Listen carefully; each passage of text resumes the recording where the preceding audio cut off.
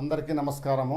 ఈ మధ్యకాలంలో అరకువేలి నియోజకవర్గంలో హుకుంపేట మండలం బూర్జ పంచాయతీ మజ్జివలస గ్రామంలో, అనంతగిరి మండలం పెదకోట పంచాయతీ రేగులపాలెం గ్రామంలో హైడ్రో పవర్ ప్రాజెక్టు విషయంలో పెద్ద ఎత్తున ఇష్యూ అవుతుంది. అయితే ఈ హైడ్రో పవర్ ప్రాజెక్ట్ అనేది గతంలో 2022-23లోనే అప్పుడు వైఎస్ఆర్సీపీ ప్రభుత్వం జగన్మోహన్ రెడ్డి ముఖ్యమంత్రిగా ఉన్నప్పుడే ఈ హైడ్రో పవర్ ప్రాజెక్టు ఆదాని గ్రూప్తో MOU ఒప్పందం చేసుకోవడం జరిగింది.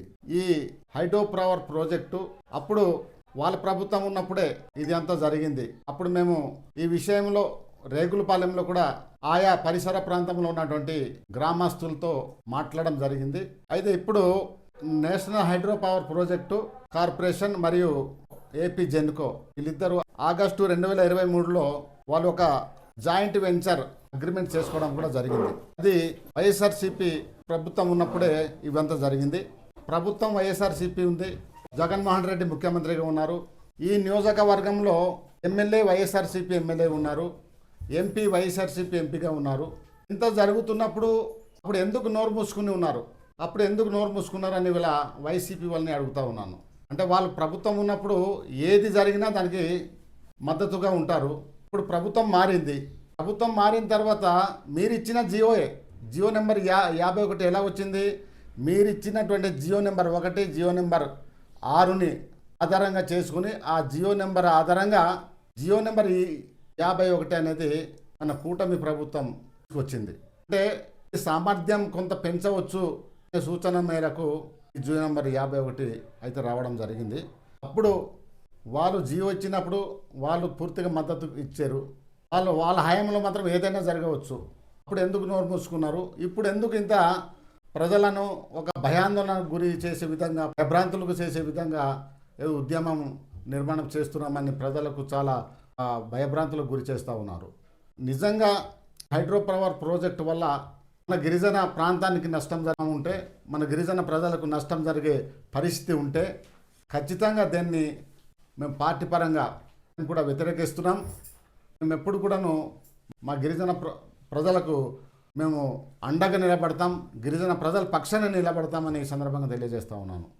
మన ముఖ్యమంత్రి చంద్రబాబు నాయుడు గారు గిరిజనుల పక్షపాతి. గిరిజనులకు నష్టం జరిగే ఏ పని కూడా ఆయన చేయరు. గిరిజన ప్రాంతానికి నష్టం చేసేటటువంటి ఎటువంటి చర్యలు తీసుకోరు. ఎందుకంటే ఎప్పుడు కూడా గిరిజనుల సంక్షేమం కోసము, గిరిజనుల అభివృద్ధి కోసం మాట్లాడతారు తప్ప గిరిజనులకు నష్టం జరిగేటటువంటి ఏ అంశం జోలికి వెళ్ళరు. కాబట్టి ఈ విషయంలో ప్రభుత్వం ఏ చర్య తీసుకోవాలో ప్రభుత్వం గిరిజనులతో మాట్లాడతారు, ఆయా ప్రాంతంలో ఉన్నటువంటి నాయకులతో మాట్లాడతారు, దాని మీద ఒక అధ్యయనం చేస్తారు.